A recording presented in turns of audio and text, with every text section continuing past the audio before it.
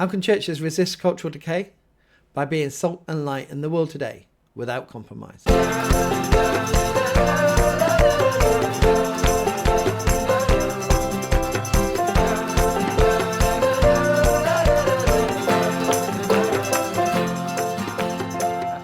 It really does feel like that culture is collapsing around us. Truth is brushed aside as if it's just a matter of opinion.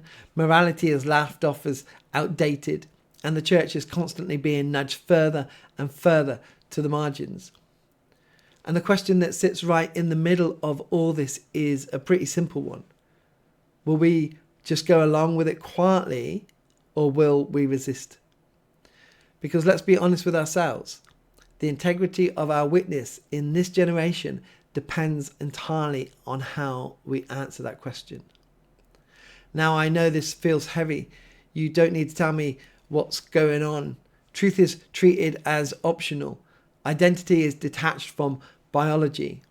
Marriage and family are treated as if they're disposable. And loneliness is everywhere. Millions of people are crammed into busy cities but are feeling desperately alone.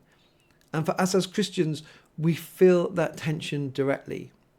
Young people in our churches are being shaped more by TikTok than by Timothy. Many believers can quote Netflix more easily than they can quote scripture. And the constant pressure is there in the background. Believe whatever you want, just don't you dare suggest that it might actually be true for anyone else. And I get it. I really do. I've sat with teenagers in church who said that they feel like the only Christian in their classroom. And I've spoken with parents who wonder if it's even possible to raise children in a culture where the basics of truth are constantly contested. And I've watched churches crumble because they've tried to ride the cultural wave instead of resisting it. But the Bible has always spoken into cultures where there is decay. It was true in Babylon when Jeremiah said to the exiles, "Seek the welfare of the city." It was true in Rome when Christians were faced with persecution and ridicule. And it's still true today. Jesus told his disciples that they were the light of the world. And Paul told Timothy to preach the word in season and out of season. None of those commands came with a footnote saying, only if the culture is friendly to you. And when we look back at the early church, it's striking that they didn't win over Rome by out-arguing the philosophers. They actually won over Rome by out-loving their neighbours. When the plague swept through the cities, it was Christians who stayed behind to care for the sick. When babies were abandoned on the rubbish heaps, it was Christians who took them in and raised them as their own children. Tertullian even records that the enemies of the Christians were forced to admit, see how they love one another. Now that's what resistance looks like then, but it's also not so different for us now. Because for us today, resisting cultural decay isn't about shouting louder or being angrier. It's about living differently. Running food banks, starting youth clubs, visiting the elderly, supporting marriages. Being the people who don't just talk about love, but actually live it. The culture says, look after number one. But Jesus says, love your neighbour as yourself. The culture says, curate your image. Jesus says, deny yourself, take up your cross and follow me. But let's be clear, it's not just about what we do, but it's about what anchors us. Because without scripture, we are rudderless and the cultural tide is strong. Too many pulpits today are trading in vague inspiration instead of biblical truth. But Paul reminded Timothy that all scripture is God-breathed and useful for teaching and rebuking and training. When we preach the Bible faithfully, we're not handing people a nice thought for the week. We're handing them the sword of the Spirit, the shield of faith, the helmet of salvation. In other words, we're equipping them for the battle. And a church that loses the Bible, loses its very life. And leadership matters too, but not in the way that the world imagines. We don't need more celebrity pastors with glossy Instagram accounts. We need shepherds, leaders who guide with humility and courage, leaders who can stand before their people and say, "Follow me as I follow Christ." Leaders who guard the flock from wolves rather than entertaining them. And it's not just about leaders at the top. The whole church is called to discipleship. Ordinary believers trained to live faithfully in their homes and workplaces and schools.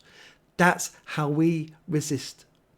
When a teacher quietly but firmly holds the line in the classroom. When a business person refuses to cut corners. When a teenager says no to compromise. That's what it looks like to be salt and light. And it's not just theory. We could see it today. In cities, there are churches holding firm on biblical truth and yet serving hundreds every week through food banks.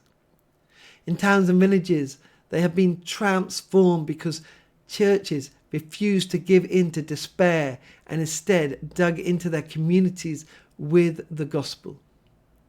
And if you look back in history, the Roman Empire was morally decaying, and yet it was in that very world that the church grew, because Christians offered something different, something compelling, and something true. Even secular research today shows that communities with strong churches often see healthier families, stronger community bonds, and higher well-being.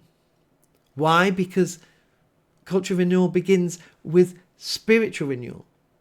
And the church, despite all her flaws, is God's chosen instrument for that work.